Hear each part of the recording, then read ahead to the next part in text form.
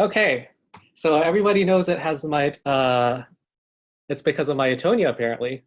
So yeah, this is a neuromuscular condition, even though they call them fainting goats. They're actually totally conscious while they're on the ground.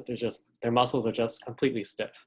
So chloride channel myotonia is too rare to be on the ACMG syndrome list, but a different kind of myotonia is. So we'll talk about that in people.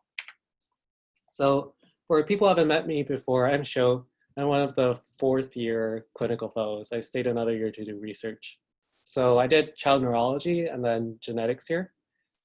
If you see an interesting VUS in a gene that starts with ATP1, please email me or just ask Don who the guy who kept talking about ATP1 was, and they'll know how to find me. So I have a group of 7 neuromuscular syndromes from the ACMG review course to talk about.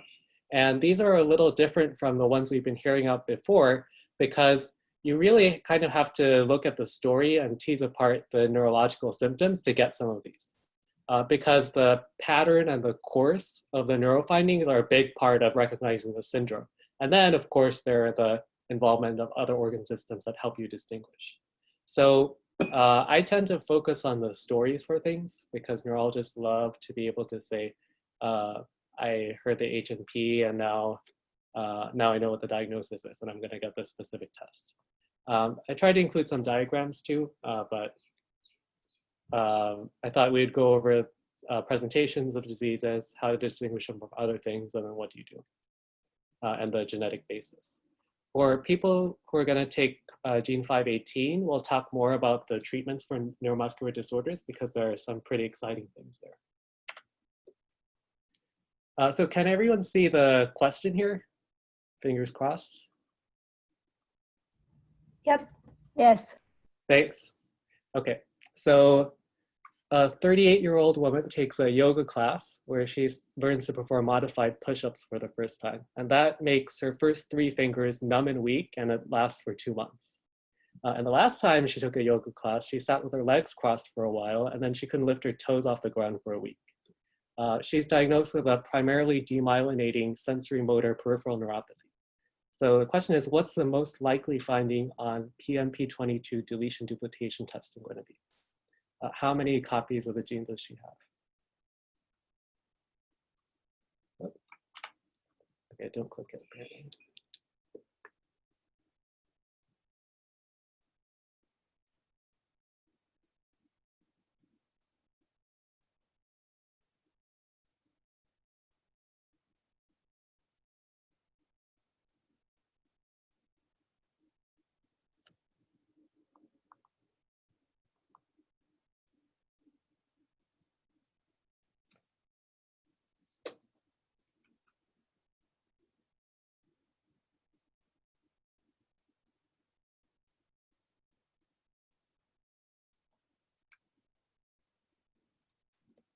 Okay, so the answer here is loss of 1 copy, and it looks like we're pretty evenly split between heterozygous deletion and a heterozygous duplication. And I'm glad everyone's thinking that way. And we'll talk about how you distinguish between the two. But this phenotype is the deletion phenotype, which is hereditary neuropathy with pressure palsy or with liability or susceptibility to pressure palsies.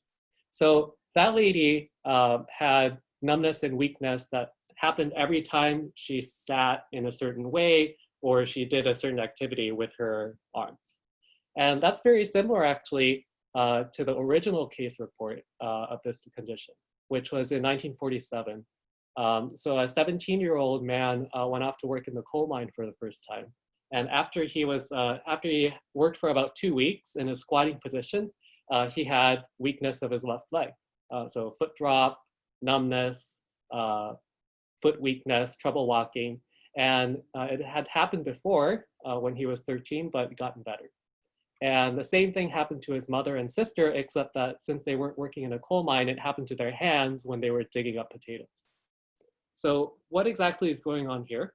It's acute or episodic neuropathy, meaning that the peripheral nerve isn't working. So both the sensation and the motor function or strength aren't getting through.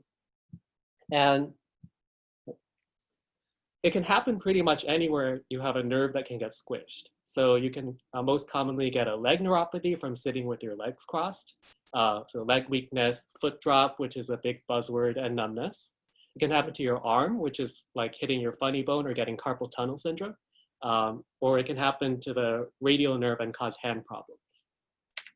So the unifying feature of this syndrome that you really have to remember is this pattern of they're okay, and then after they do something repetitive or they squish their limb for some reason, it causes an acute neuropathy, meaning numbness and weakness.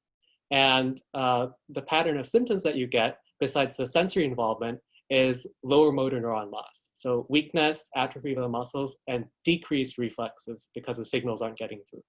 You're not going to see increased reflexes or spasticity or stiffness like you see in some other neuromuscular disorders. Typically, this condition starts in teenage or 20s, but it can happen pretty much any time during life. And since it comes and goes, you might not notice it until later. And some people have a progressive course. And of course, like we saw in that case, it's autosomal dominant. And by the way, I don't think I can see the chat really, so please just speak up and interrupt me if you have a question. So before we get to the differential and the genetic basis, I want to contrast that to the allelic phenotype, which is PMP22 associated Charcot-Marie tooth disease. So this is one of the original case reports from Tooth's med school thesis. So he says, Simon, age 49, a cigar maker, got admitted for weakness. So when he was 15, he started having leg weakness, and then his muscles started wasting. And then that happened for 9 years, and then his hands started to get involved too. So this is the same pattern we saw, but now it's his distal legs and then his hands. He's also had slowly increasing scoliosis. Generally, things have been getting worse over a period of years. Again, we have this dominant family history. His mom had the same problem with her legs. And the pattern of symptoms is he's got this foot drop, his toes drag when he's walking, his shin muscles are really tiny, and his calf muscles are being lost. He lost his reflexes, and he's also losing muscles in his distal arm, so his hand and his fingers. So if you put together this foot drop, distal weakness, loss of reflexes, numbness, you get the same pattern of peripheral neuropathy. And in addition, people with this condition can have problems with their speech because hearing goes through a nerve, although I don't think you're going to see that on board exams. Big features of this presentation are the symmetric involvement. So most people have about equal involvement on both sides of their body, and it starts distally. So it starts at the ends of your legs and arms, so in your fingers and your feet. Foot drop is probably going to be a buzzword for this condition, but as you'll see, it doesn't mean anything. It just means that the distal leg is weak. And this condition is slowly progressive. So how are we going to distinguish this from the hereditary neuropathy phenotype? Well, you can't really based on the pattern of symptoms because both of them are demyelinating peripheral neuropathies. The big important thing is the HNPP phenotype classically is acute each time you squish the nerve. And the Charcot-Marie tooth phenotype is slowly progressive starting in childhood, and it just gets worse and worse. For this specific type of CMT, people usually have a normal life expectancy. They can be quite disabled with their walking, but they usually don't need a wheelchair. If you look into CMT, you'll see huge numbers of other kinds of CMT. And you'll see these categories of CMT 1, 2, and 3. Don't memorize any of them because it's a huge genetically heterogeneous group of disorders. You can't distinguish most of them based on your history. So for board purposes, they can't ask you to figure out what kind of CMT someone has. And this is a pretty outdated classification system anyway, because now we can classify things based on the type of nerve involvement and inheritance and the gene name. So how are you going to distinguish these? Well, I guess the first symptom that you need to think about is this foot drop, weakness, progressive atrophy constellation. If you combine that with sensory symptoms and maybe a report saying demyelinating neuropathy, you start thinking about these peripheral neuropathy conditions. And then, like we said, if you want to distinguish between HNPP and CMT, is it progressive and symmetric, or is it episodic with a pressure neuropathy? I think the main group of disorders that you'll need to distinguish these from, both on tests and in real life, are progressive motor neuron diseases. Because if you imagine losing your motor neurons, that's going to give you the same pattern of progressive weakness, loss of reflexes, and foot drop. So the way you can sort of distinguish these is typically the motor neuron disease won't have the sensory symptoms. If you have a test report, it'll probably say there's axonal loss rather than demyelination. Although a caveat is that among the many types of CMT, there are axonal CMTs. And looking at the specific kinds of motor neuron diseases, most commonly we'll be looking at spinal muscular atrophy, which we'll talk about later, which is autosomal recessive, or amyotrophic lateral sclerosis, which is usually sporadic, occasionally autosomal dominant, and involves upper motor neuron signs like fast reflexes and stiffness and spasticity. Sure, quick question. Yeah, absolutely. With the motor neuron disease, do you have sensory involvement for those two? Yeah, it's a good question. So you're not typically supposed to, but there can be sensory symptoms in ALS. For SMA, the party line is no. Thank you.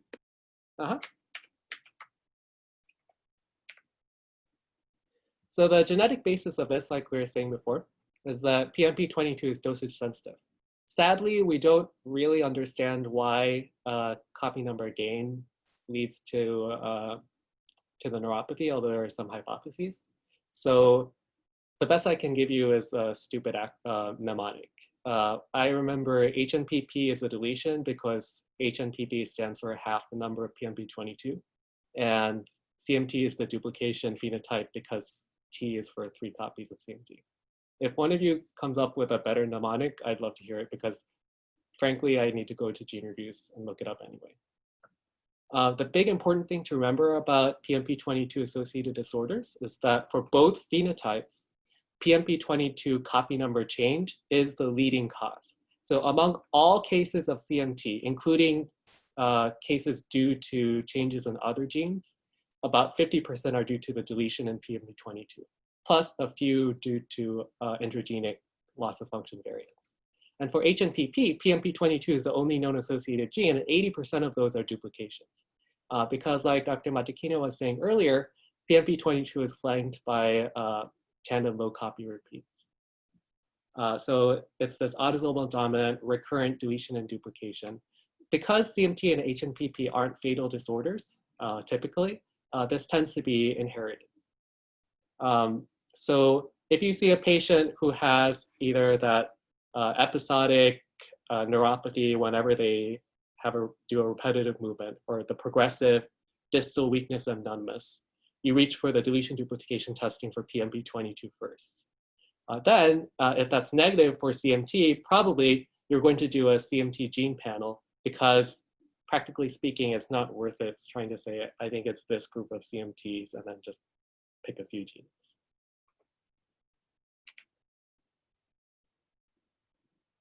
So that brings us to another question about a different disease, SMA. So which of the following statements do you think is true? A, nusinersen ASO therapy silences the pathogenic SMN allele. B, it's on the RUSP for newborn screening conditions. C, while only ASO therapies are FDA approved, AAV9 mediated SMN1 gene transfer therapies are in phase 2 and 3 trials. D, the carrier frequency among Caucasian or Ashkenazi Jewish people is 4 to 8-fold higher than the global frequency. Or E, if you get a carrier screening result with 2 copies of SMN1, that excludes the possibility of being an SMA deletion carrier.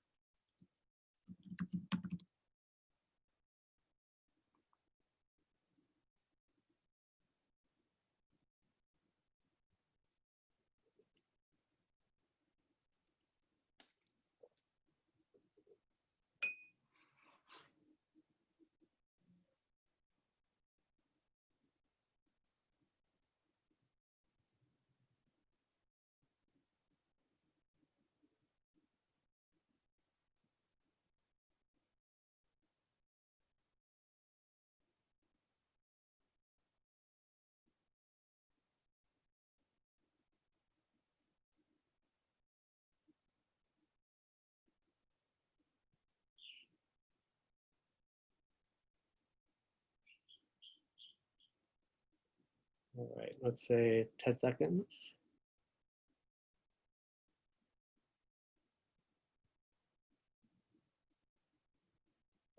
Find the thing. There you go. Okay, very nice, people. So yes, SMA is now on the recommended uniform screening panel for newborn screening conditions, even though not all states are actually doing it yet. So we're going from distal neuropathy to motor neuronopathy, so spinal muscular atrophy. There are two, I guess, classic stories to try to remember here. And the really important one is this classic infantile onset SMA story. So here's one of the old case reports from the 1900s. This isn't the baby from the case report, but a 5-week-old boy was admitted to the hospital for weakness. They took a pretty good family history, honestly. There were like 2 or 3 more paragraphs there. But the point is that they had 7 other kids, and 3 of the siblings also died in infancy of progressive weakness. I also kind of like how they say there's no family history of nervous disease except for hemiplegia. But that's just me. So this story is kind of striking because what they're saying is the baby is totally paralyzed in the intercostal muscles and all 4 limbs. So he can't move anything except for a little bit of the fingers of his left hand.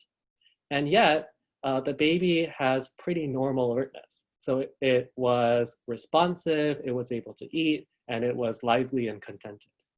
On top of that, even though the whole body is paralyzed, this baby has no apparent problems with face muscles. So the baby had really good sucking strength, and there were no bulbar symptoms at the time. But in contrast, if you look at respiration, baby had really bad trouble breathing. So there was complete paralysis of the trunk muscles, including the rib cage, but the diaphragm was working. That's another sort of important point, leading to this very unusual diaphragm pattern of breathing, with a thorax being drawn down with each breath, blah, blah, blah.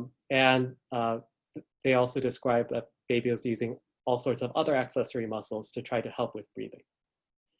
This baby also had loss of reflexes pretty much throughout the body and all of the limbs that were weak. So what's the pattern here? Well, it's a baby that's extremely weak at birth, is having severe trouble breathing, yet is appropriately alert, not encephalopathic, and has good face movement at first, but lost reflexes in those areas. The other, I guess, more classic SMA story is later onset. So I happened to talk with a team from Peru that was reviewing testing reports for their neuro patients. And one of them we diagnosed with SMA, and he and his brother were both affected. So he had muscle weakness starting when he was 5. That sort of slowly progressed, and then he had to use a wheelchair starting at age 11, but he was still alive at age 36 with severe weakness. So he had a big tongue, he had muscle atrophy, he'd lost all his reflexes, and he had weakness in his proximal muscles, so hip and say shoulder muscles, more than in the distal arm. So that's the opposite pattern we saw in CMT. His brother was even more mildly affected. So his brother only started noticing trouble carrying things when he was 16. And he started having trouble climbing stairs and getting up when he was 25. And then he started noticing his muscles atrophying in the past 6 years or so. Now he gets up using a Gower maneuver. You might have heard that as a buzzword for a different condition that we'll talk about later, but that just means he had proximal weakness. His hip muscles were weak, so he had to get up using his hands. They did lab testing on these people, and they tested the muscle CK level, and that was totally normal. So this wasn't a problem with muscles dying. So I think as that illustrates, SMA can present at any age, starting prenatally all the way down to late in adulthood. But the shared features of all these presentations are that it's a progressive weakness that starts with the proximal muscles. The eye muscles still work, and typically right at the the beginning, the face muscles are spared compared to the rest. They get the same lower motor neuron symptoms that we saw before with weakness, low tone, decreased reflexes, but they do not have sensory symptoms and they do not have involvement in other organ systems except for things that are related to muscle weakness, like say digestive problems due to weak smooth muscles. SMA phenotypes are another thing that you don't really have to spend time memorizing because really these are useful for prognostication, but now that we have specific treatment, you really want to go more with genotype and or age of onset if they presented symptomatically. And obviously the hope is that now with newborn screening, we'll detect most people with this condition. Unfortunately, the SMA differential is very huge because babies can be floppy and weak for all kinds of reasons. So the biggest point is classic SMA should only involve lower motor neuron weakness signs. So only weakness and decreased reflexes and not any of this other stuff. So alertness should not be compromised unless they spent too long with low oxygen. And if not, then you should go down the central hypotonia route with things like chromosomal disorders, Prader-Willi, brain malformation, etc. Their eye muscles should be spared because if not, you should think more about mitochondrial disorders or problems with the neuromuscular junction, either acquired or there are some genetic congenital myasthenias. Classic SMA also typically spares the face at first. So if the face is paralyzed from the very beginning, you might be thinking more about myopathies. Visceral organs shouldn't be malformed or involved. Big thing on the differential is Pompe, the glycogen storage disorder. So if you see heart, liver, or tongue involvement, you should think of that. I know I said our patient from before had a big tongue, but that happens in real life. But if say on the boards, a newborn has weakness and a huge tongue, that's not SMA, that's Pompe disease. Other progressive weakness plus disorders are lysosomal storage disorders, peroxisomal biogenesis disorders like Zellweger, and then there's a big family of syndromes that have SMA plus other things. Some of those are mitochondrial too. And the last thing is CK should be normal because CK comes from your muscle, and in this condition, the motor neurons are dying, not the muscle cells. And if you can get a good person to do a nerve conduction study, then they'll prove to you that there's loss of the nerves and not the muscles. And that can be a good way to distinguish it from congenital muscular dystrophy if you're not sure. So SMA genetics are complicated for a few reasons that we'll step through. It's an autosomal recessive disorder, and it's loss of function of the SMN protein. But we have several genes that encode the SMN protein because somewhere between rodents and primates, there was a big gene duplication event. So in humans, we have at least 2 paralogs on average of this gene, SMN1 and SMN2. They used to be called telomeric and centromeric just because of where they were. Please use the numbers 1 and 2. In humans, compared to, say, chimps and orangutans, we have a mutation in SMN2 that screws up splicing. So most humans have, on each allele, 1 copy of an SMN1 that gets spliced normally and makes SMN protein, and then some number of copies of SMN2 that has this synonymous exon change that screws up the splicing enhancer and leads to 90% skipping of exon 7. So even though SMN2 produces a transcript that's almost identical to SMN1, when it gets spliced, only 10% of it makes a functional protein, and 90% of it makes this truncated protein that gets degraded. So you can think of SMN2 as a splice mutant SMN1 that's only 10% as good. That actually helps explain some of the phenotypic variability among people with SMA because there are varying numbers of copies of SMN2 on any particular allele. So if a person has 2 copies of SMN2 and 0 copies of SMN1, they tend to have the infantile onset presentation. And then if they have fewer or more copies of SMN2, they have more or less severe presentations. It's not 100%. This doesn't explain all of the variability in the condition, but it's kind of nice that at least we can connect genotype to prognosis in some ways. So there are two reasons this weird gene structure is important. One of them is testing. So 95% of people who have SMA have homozygous loss of SMN1 exon 7, the one that gets alternatively spliced. Either they have an allele with an SMN1 deletion that includes exon 7, or they have an allele that underwent a gene conversion where now you have an SMN2, where part of the gene that includes exon 7 comes from SMN2.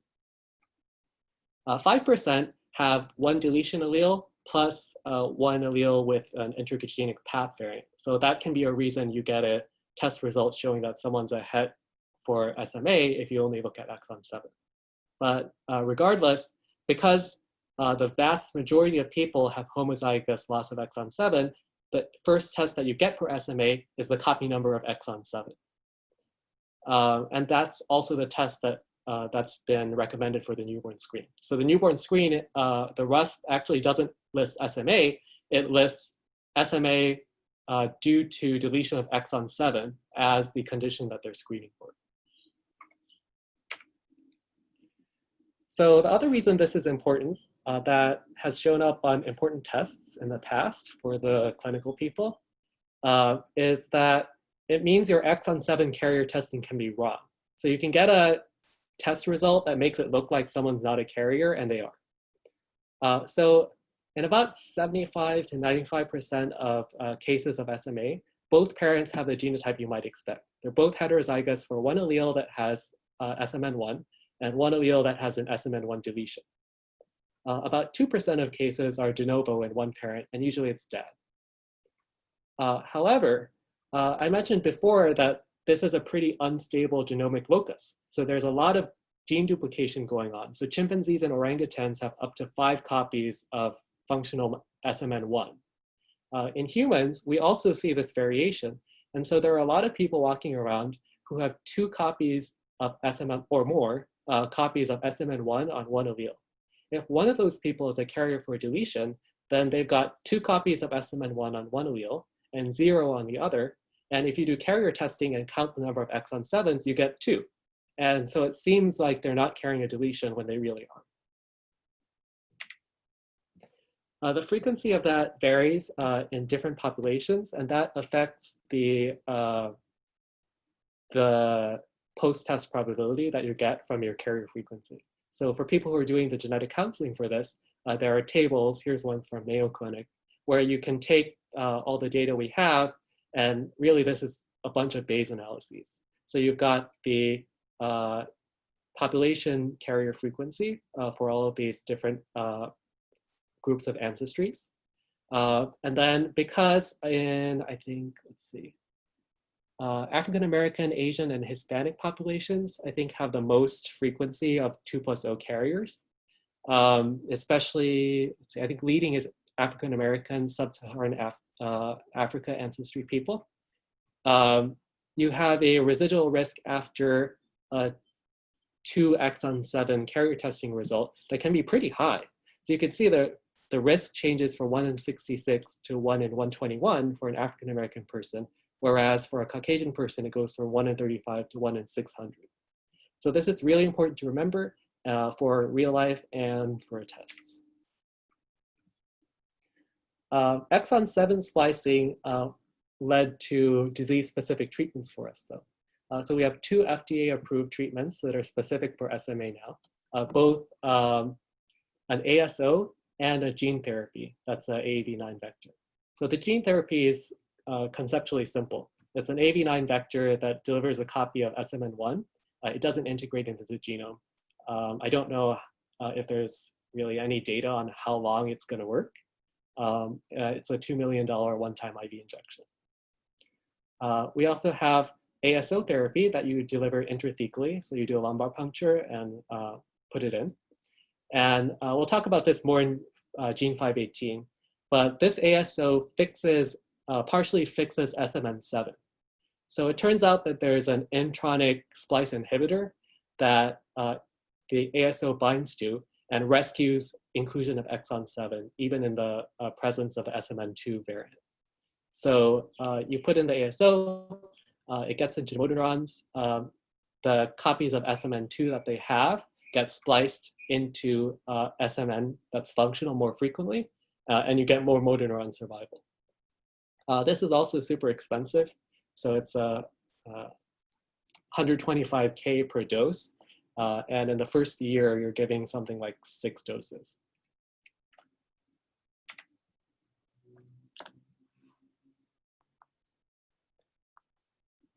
So just to make sure I'm not totally confusing everyone, I have a question about that. A couple presents for genetic evaluation after having a second child with SMA.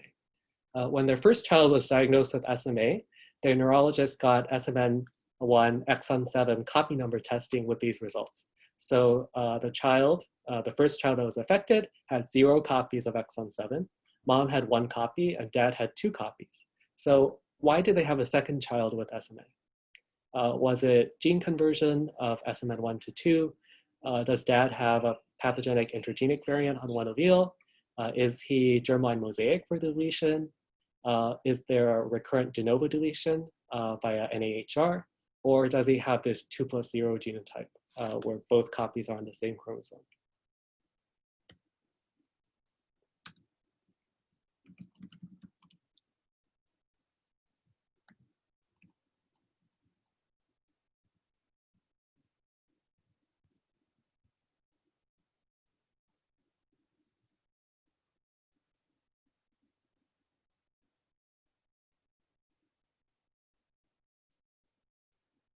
Let's say 10 more seconds or so.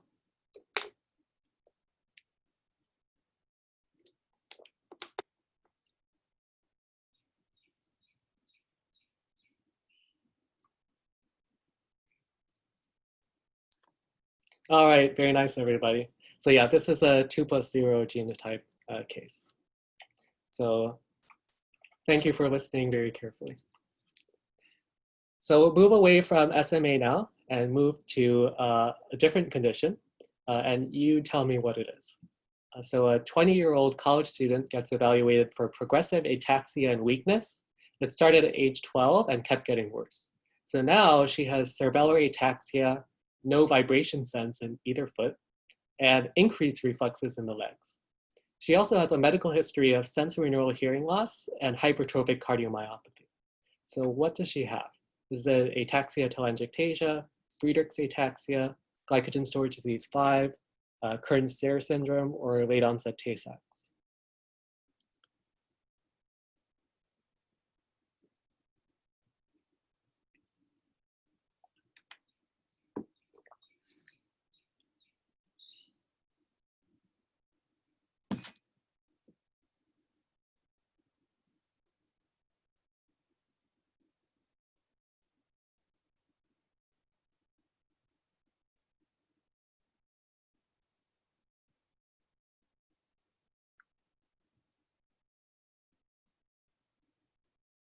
Say 10 more seconds or so.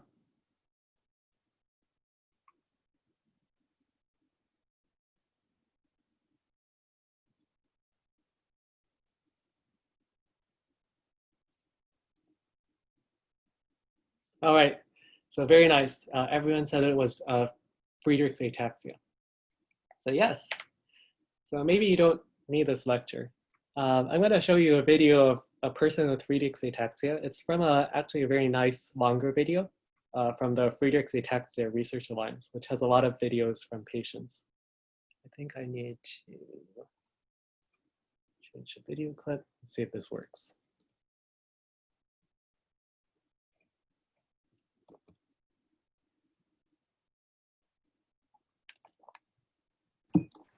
I can't hear the video. I don't know if everyone can. Oh, let's see. Oh, that's too bad.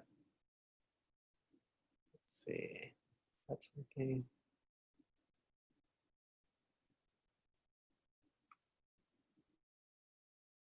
Be stuck.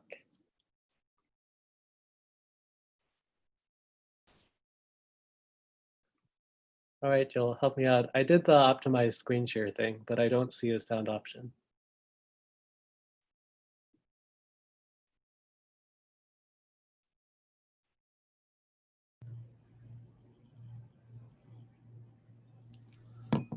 Unfortunately, I'm not sure what the issue is, why you're not able to play the audio through to us. Well, yeah, thanks for checking. Let's see. She has dysarthria, so I guess if you really want to hear it, Can you play it in another device concurrently and while we oh, that's a look good at the thought. video? Well, you see it on YouTube. If it's on YouTube, It is on YouTube. I don't think it's that important that we do it. Let me just see if, yeah, I don't think I have her moving on this video. So you'll have to take my word for it that she has dysarthria. And people with this condition have slightly scanning speech, meaning that as the ataxia gets worse, there's the syllables in the different words get separated. So it sounds, I guess, more mechanical or more deliberate. So you guys recognize the syndrome very nicely. Progressive ataxia, so both cerebellar ataxia and sensory ataxia because they're losing sensation from their legs. It can also affect their vision because you need your cerebellar function to keep your eyes fixated correctly. So they'll complain that they can't really see well because if you look at them, their eyes tend to be jerky or wandering. They can have leg spasticity, so very important. This is different from the peripheral neuropathies that we were looking at before. And that's a sign of upper motor neuron dysfunction. But in the context of the spasticity, they have decreased reflexes instead of increased reflexes that you would expect, about 70 to 80%. Some people have increased reflexes that go along with the spasticity. And the reason for this is that you have to think of this as a syndrome of 3 different neurological things. So it's a syndrome of cerebellar dysfunction. So you get this ataxia with incoordination, problems walking, incoordinated eye movements and finger movements. Number 2, you get spinal and upper motor neuron dysfunction, meaning that you lose, that you get spasticity and you lose this relaxed tone in your limbs. And typically that starts in the legs. And number 3, you lose sensation from your legs, meaning you get the sensory loss to position and vibration and you get decreased reflexes. So this is pretty unusual compared to other neurological conditions. And it's part of what I was saying, unfortunately for some of these neurosyndromes, you kind of have to pick apart the neurosymptoms. But the really big tip-off is the cardiomyopathy. So people most often get a hypertrophy and concentric in the left ventricle. And then as it progresses, it leads to dilated cardiomyopathy that can be fatal. They also can get arrhythmias quite frequently. And so my understanding is that you want to put in an ICD or even a pacemaker pretty early because they can die suddenly of an arrhythmia. Some of these people have sensory neural hearing loss and or auditory processing issues. So in real life, if a person with this constellation of symptoms has hearing issues, diabetes, or asymptomatic optic atrophy, it's still probably Friedreich's. It starts in teenage most often, and it's autosomal recessive. Point about vision here is that really the only significant vision impairment is because of a cerebellar dysfunction. In Friedreich's, you do not expect them to have retinal degeneration. And their vision is usually okay, except for the cerebellar problems. If you do an MRI or if you look at their optic discs, you can see signs of optic atrophy, but usually that's asymptomatic. So what's going to be on the differential for Friedreich's? Well, first of all, other ataxias. So you can distinguish Friedreich's from most other ataxias because you have additional cardiac involvement, plus you have the changes in reflexes. So besides the cerebellar stuff, you have loss of sensation and you have the hyperreflexia and or spasticity, or I said loss of reflexes too. You can see diabetes in these people, and then we said really not that much eye involvement other than optic disc changes. if you see this pattern of heart involvement, ataxia, that's progressive, and then weakness, and maybe these upper motor neuron changes. The other two similar looking things are mitochondrial disorders like Kern-Serre or neuropathy. I'm blanking on this now. Let's see. I want to say it's neuropathy, ataxia, and RP. No, neurogenic muscle weakness, ataxia, and RP. And Tay-Sachs. So Friedreich's and mitochondrial disorders look really similar because Friedreich's really is a mitochondrial disorder. So in Kern-Serre and NARP, you can get heart involvement with cardiomyopathy and arrhythmias. You can get the progressive ataxia and upper motor neuron and muscle symptoms. They can get diabetes because that's a feature of mitochondrial disease. But in Kern-Serre and NARP, you expect people to have problems with their eye movements. So ophthalmoplegia and progressive retinopathy. And they can have progressive cerebral involvement. So intellectual disability, seizures, dementia, you do not see that in Friedreich's. Tay-Sachs typically doesn't have a cardiomyopathy.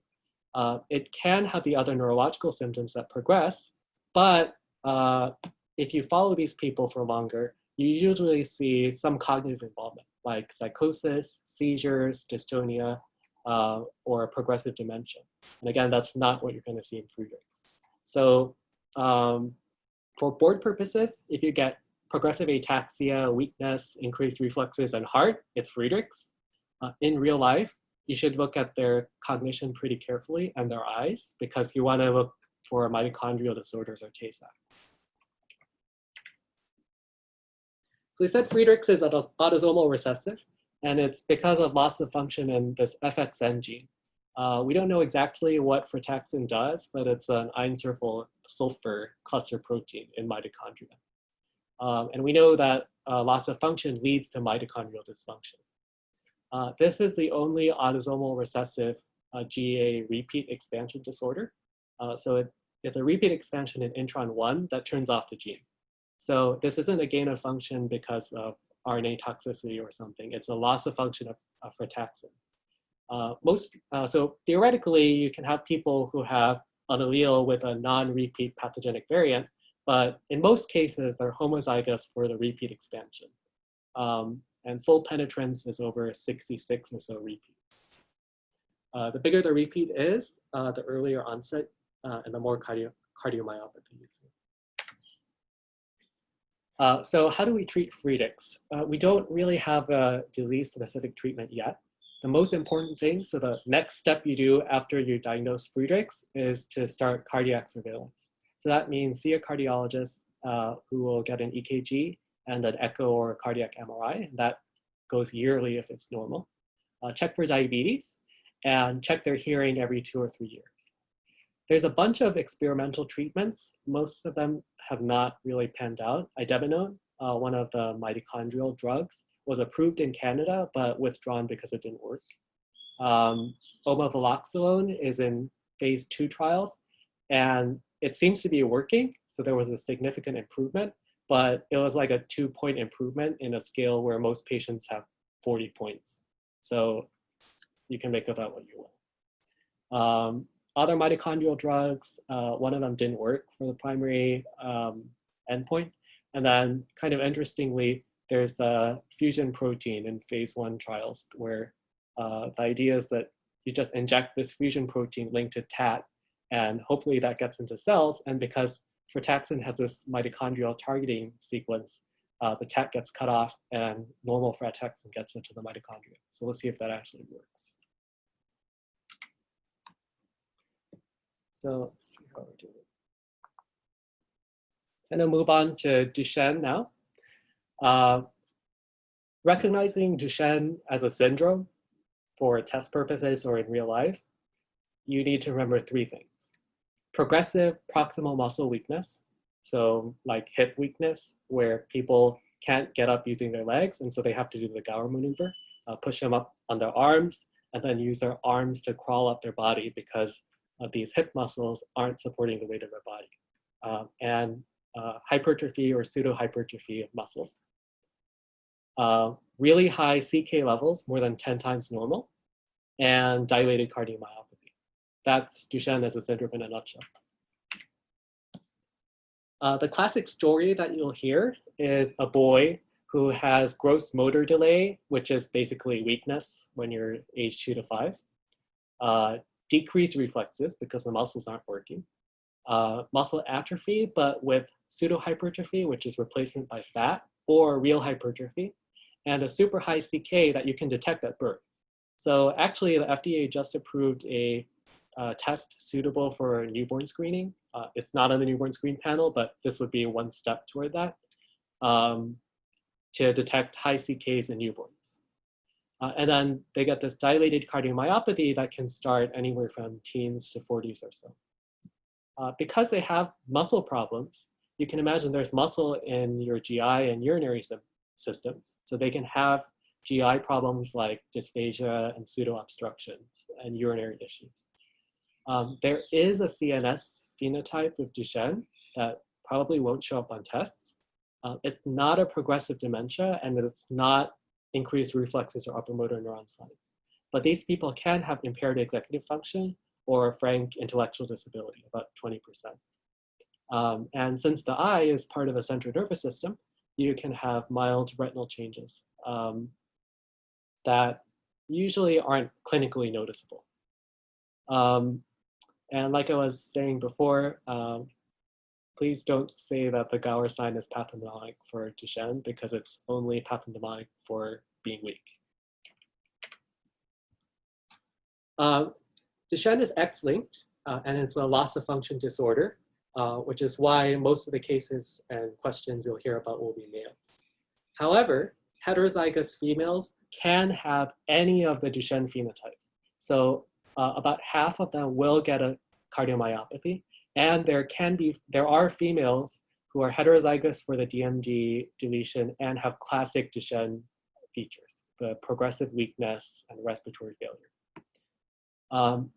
Things you just kind of have to memorize about DMD are that about a third of it is de novo. And so for someone who has a first child with DMD and no family history, about a third of them will have negative carrier testing. Among those people, some of them will have had de novo occurrence, but germline mosaicism is also really frequent in this condition. Up to about 15 to 20% of people have negative testing. So if someone has a kid with DMD and she gets tested, you cannot tell them that their risk of having another child with DMD is really low if their carrier testing is negative because there's so much germline mosaicism. And the average amount of mosaicism works out to, if you have negative testing, there's about a 4% recurrence risk passing that if you pass on that allele, it will carry the pathogenic variant. Duchenne is allelic with a milder muscular dystrophy called Becker. Both of them are mostly caused by deletions, so 65% of Duchenne. But the difference is what it does to the protein. So most Duchenne pathogenic deletions or duplications lead to protein truncation. So most frame or they just have a nonsense mutation. And that leads to either a nonsense mediated decay or it leads to a truncated protein that's missing the C-terminal half. Whereas Becker mutations are mostly in-frame truncations of the middle of the protein. And if you look at the DMD protein, it's kind of, I like to think of it as like a hammer because it has an important N-terminal binding domain. And then it has this rod domain that's made up of a whole bunch of repeats. And then at the end, C-terminal end, it has a bunch of other important binding sites. So essentially, if you delete out the C-terminal part of the protein, you get a DMD protein that doesn't work at all. So DMD mutations are total loss of function. On the other hand, if you have an in-frame deletion and you lose part of the rod domain, the protein still works, even though it doesn't work as well. And so you can think of it as kind of like having a much shorter hammer. You can still kind of use it. So treatment for DMD, big thing is management of the cardiomyopathy. So ACE inhibitors, ARBs, beta blockers. Be sure that you are thinking about heterozygous females. So for example, in counseling a person who might be a carrier for Duchenne, they need to know that they could be at risk for clinical issues too. For heterozygous women, the recommendation from a while ago from the AAP is to get cardiac evaluation, including an echo every 5 years or so. Steroids help with the muscle weakness, so that's been a mainstay of treatment. And then very excitingly, we have 2 ASOs that are FDA approved. They are eteplirsen and golodirsen. And let's see how we're doing time. Okay. So these are targeted at specific exons, but they're not like the SMA one where you're trying to save the exon. These ASOs actually remove the exons that they're targeted to. So they're ASOs that lead to skipping of exon 51 or 53. And the rationale behind this is that a lot of the out-of-frame deletions in DMD in the rod domain happen before exon 51 or 53. And if you imagine that you're out of frame with loss of, say, exon 50, you can get back into frame if you delete the right combination of exons with a certain number of amino acids of coding sequence. You just have to get it back to being divisible by 3. So if you've lost, say, exon 50 or 49 and 50, if you get rid of exon 51 to also, you get back into frame and you get a Becker-like protein that has an in-frame deletion of the rod domain. So you can kind of fix it back to the mild Becker deletion form. And so these have both been approved. Golodirsen was recently approved based on just biomarker data. So its approval is contingent on it like actually clinically working in a post-marketing trial. But that's how exon 51 medication got approved too. So hopefully it actually will also turn out to work. Another exon skipping therapy, exon 45, casimersen, is in phase 3, I think. And then there's a gene therapy trial. So stay tuned. There may be a lot of a new treatment going on for DMD. So moving on from DMD, there are a lot of other congenital muscular dystrophies. One of the ACMG, I guess, board review ones is this group of muscle eye brain disorders. And basically what you have to remember about these are muscle plus eye plus brain equals autosomal recessive alpha dystroglycanopathy syndrome. Not dystrophin, but dystroglycan. There are 3 overlapping phenotypes, Fukuyama, muscle eye brain, and Walker-Warburg. And there are various combinations of muscular dystrophy. So these babies can be born with contractures, intellectual disability or seizures. Eye involvement can be anywhere in the eye. So you can get a cataract, coloboma, most frequently glaucoma. You can get posterior eye malformations and dysplasias, so retinal dysplasia or optic nerve hypoplasia. And then brain malformations, which kind of contributes to the intellectual disability. The buzzword for alpha dystroglycan is cobblestone lysencephaly, which is just a complicated way of saying that they have smoother, flatter brains than normal, but then some of it looks bumpy because there's this dysplastic, misfolded parts of cortex. So you have fewer folds than you should, and then you have extra tiny folds. You can also get cysts in your cerebellum or really tiny cerebellums and a very small brainstem. You can kind of see that the brainstem's small here because there's extra space around it. And then they can get hydrocephalus. So muscle plus eye plus brain. I hope you don't have to remember all of the genes for alpha dystroglycanopathies. But if you want to know some of them, think of it as mutations in dystroglycan, the protein part, and enzymes that attach sugar molecules to it. So what dystroglycan is this membrane protein that gets cleaved into 2 subunits that connects dystrophin, the DMD, the Duchenne protein, to the extracellular matrix. And it gets extensively post-translationally modified with both N and O-linked glycans. the O-linked glycans tend to be the most important for function. And so a bunch of enzymes that are essentially glycosylation disorder enzymes that add the O-linked glycans cause these disorders. So they start with things like POMT and POMGT. And then there's Fukutin, Fukuyama congenital muscular dystrophy, that's also required for this glycosylation. So like I said, just remember that this is a disorder of assembling this dystroglycan glycoprotein, and they're mostly autosomal recessive enzyme deficiencies. Are there any beta dystroglycanopathies also? Yeah, that's a great question. So it's one gene. Alpha and beta are both encoded by DAG1, and then it gets cut. Okay, thank you. So I'd say they're really, we should just be calling this dystroglycanopathy, but alpha, for some reason, has stuck.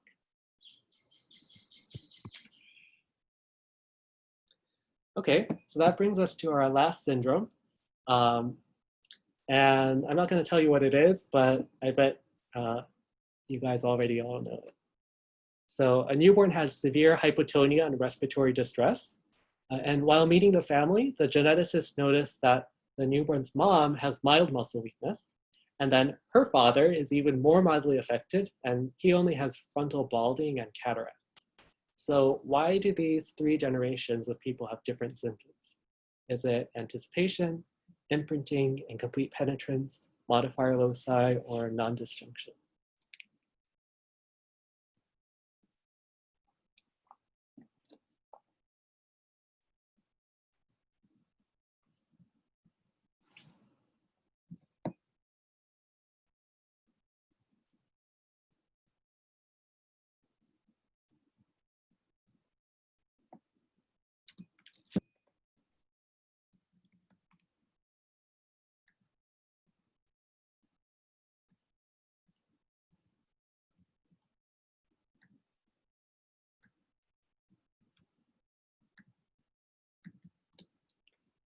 All right. So very nice, everybody. So this is anticipation. So it got worse from the grandfather to the mom to the newborn. So there was actually anticipation at both gametogenesis.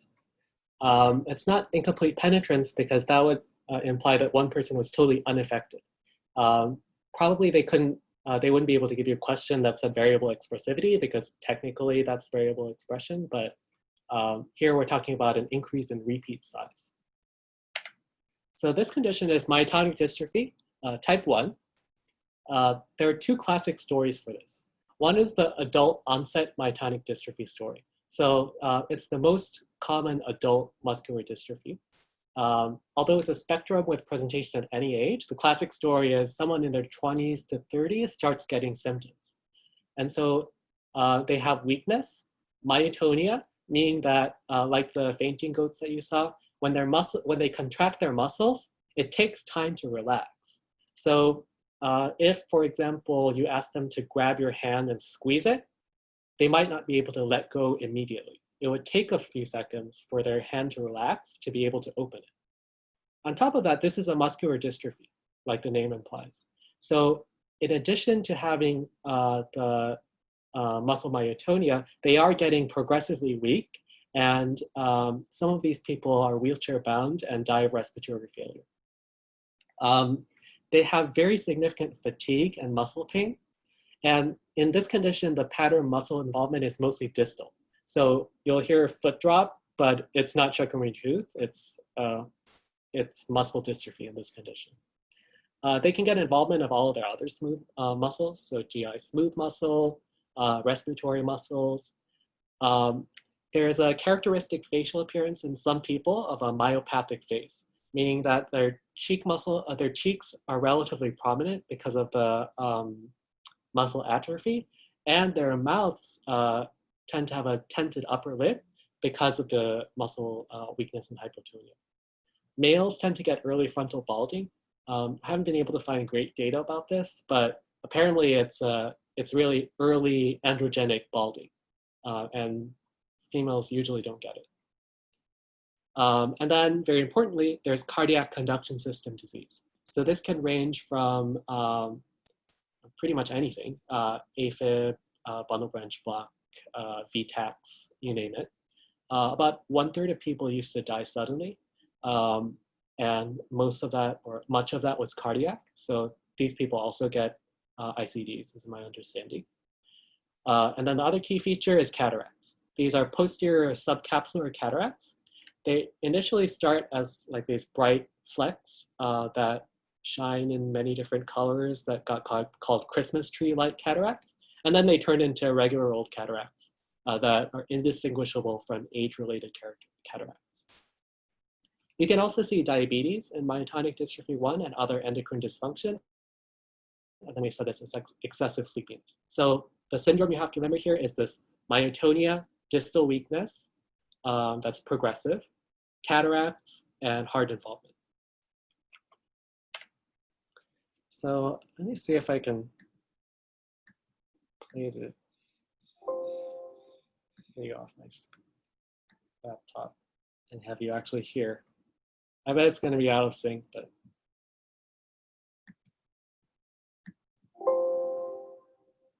let's try it.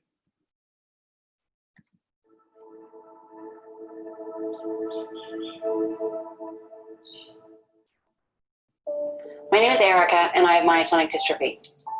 My name is Hunter. I have myotonic dystrophy. My name is Renee, and I have myotonic dystrophy. My name is Sam, and I have myotonic dystrophy. It's a genetic disease that can affect every part of your body. This disease is variable, which means that people have different symptoms and different levels of severity. There are several different types of myotonic dystrophy, including congenital, juvenile onset, and adult onset types 1 and 2. Myotonic dystrophy passes from one generation to the next, and the symptoms get worse with each generation. Like all muscular dystrophies, we experience muscle wasting and weakness. Fatigue and significant daytime sleepiness is a big part of myotonic dystrophy. I used to work 8 hours a day, but now I can only work 4, mainly because of my fatigue. Myotonic dystrophy has had a profound impact on my GI system. This condition affects most people's ability to work full-time. People forget that you have muscles that help you swallow, process food, breathe. Even your heart is a muscle. All these muscles can be severely affected by DM. I have a defibrillator because my heart beats erratically, or sometimes it just stops. I love to play sports, but I can't play them right now. Because when I run, my heart rate increases and my implanted defibrillator goes off. Continually coming to terms with the progressive nature of DM is the real challenge. Having muscular dystrophy means that you are constantly having to confront things that you can no longer do as easily as before. Okay, so I think they explained the condition better than I could. Yep. So we were talking about myotonic dystrophy type 1, but the people in the video didn't really make that distinction. They said there was congenital phenotype, and then there was myotonic dystrophies 1 and 2. And that's because myotonic dystrophy 1 and 2 are genetically totally unrelated, but they have very similar symptoms. So probably you don't need to memorize the difference between them unless you're a neurologist. If you really want to know, myotonic dystrophy 2 does not show anticipation. So that's the big genetic thing. And then there are differences in the severity of myotonia and the other symptoms. The other really big difference is that myotonic dystrophy 2 does not involve intellectual disability or encephalopathy developmental features. How are you going to tell them apart from other stuff? Well, I think there are 2 big groups of symptoms that would help. One is the combination of having myotonia on the EMG plus systemic features, because other kinds of myotonias that are genetic don't have these associated systemic features. So if you hear myotonia and then you have this systemic presentation, you can make a clinical diagnosis. Number 2, this combination of progressive weakness, cardiac arrhythmias, and cataracts, because the cataracts are somewhat unusual among disorders that have this this pattern. If you see Charcot-Marie tooth on the boards, that also has distal weakness, but you're not going to have cataracts or heart involvement. And unlike many of the storage diseases, you're not going to see increased reflexes, and you're not going to see a progressive severe dementia. We're talking more severe fatigue and more trouble thinking. Myotonic dystrophy 1 is an autosomal dominant repeat expansion disorder. It's a CTG repeat expansion in a 3' UTR of GMPK, and it's a toxic RNA gain of function. So the CTG repeats sequester RNA binding proteins, and then you can't splice other genes properly. The number of CTG repeats is associated with the age of onset and severity. And anticipation is actually more frequent than not in this disorder between generations. It occurs from either parent. So either parent can transmit a larger allele, but for whatever reason, the study that looked at neonatal myotonic dystrophy 1, it tended to be maternally inherited. So on test questions, for some reason, it's always going to be mom who has the weakness. And oh, I didn't actually talk about the neonatal phenotype. So neonatal phenotype is a baby who's born severely weak all over, and typically has respiratory failure, needs respiratory distress, and then your tip-off that it's not SMA and it's myotonic dystrophy on a test is going to be that mom is affected. So it's dominant and not recessive.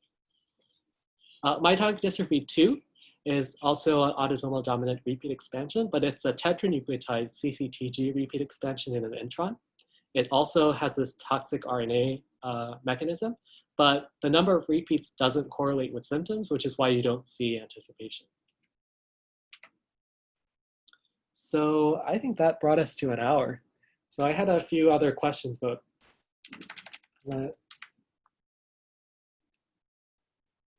or over an hour. I'm not going to inflict them on you. I am going to inflict a video of schnauzers with myotonia because it's really sad, but I used to have a schnauzer, so you can look at them.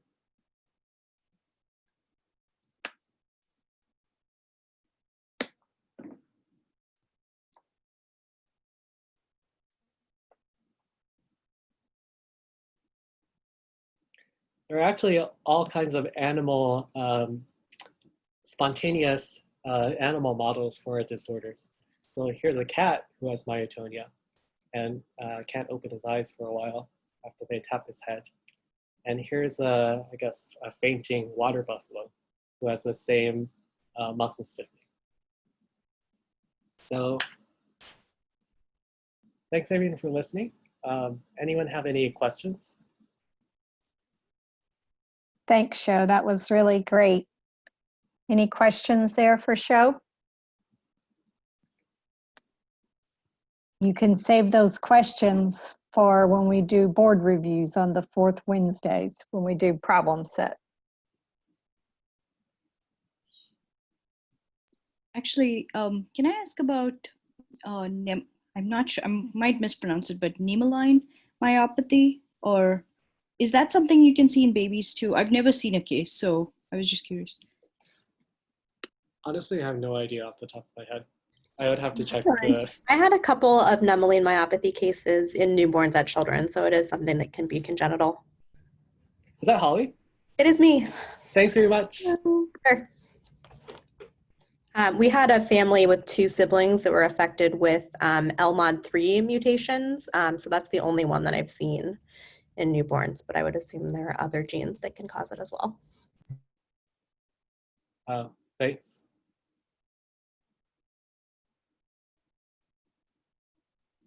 Any other questions?